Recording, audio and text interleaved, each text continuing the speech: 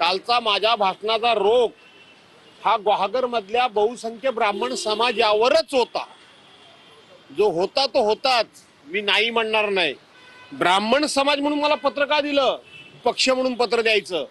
समाजामध्ये द्वेष मी नाही पसरवत आहे, हे जे ब्राह्मण सहाय्यक संघाचे लोक आहेत हे पसरवत आहेत।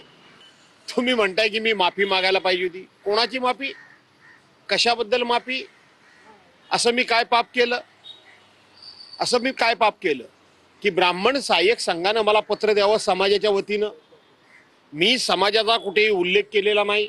होती हा विषय फार पुरातन काळी संपलेला आहे, पण तो नव्यानं उकरून काढून आपल्याला त्याच्यातनं स्वतःचा राजकीय स्वार्थ साधता येण्याचा प्रयत्न हा सुरू आहे। ही राजकीय सभा होती।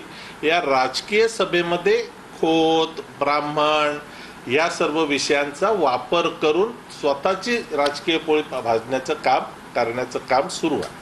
ब्राह्मण समाजाला टीका केल्याशिवाय कोणतेही राजकारण होतच नाही का अशी एक प्रथा काही नेत्यांमध्ये पडते। भास्करराव जाधव हा आतापर्यंतचा प्रगल्भ नेता आम्ही समजत होतो, परंतु त्यांनी सुद्धा त्यांच्या राजकारणाला जातीयवाद केला आहे असं आम्ही मानतो।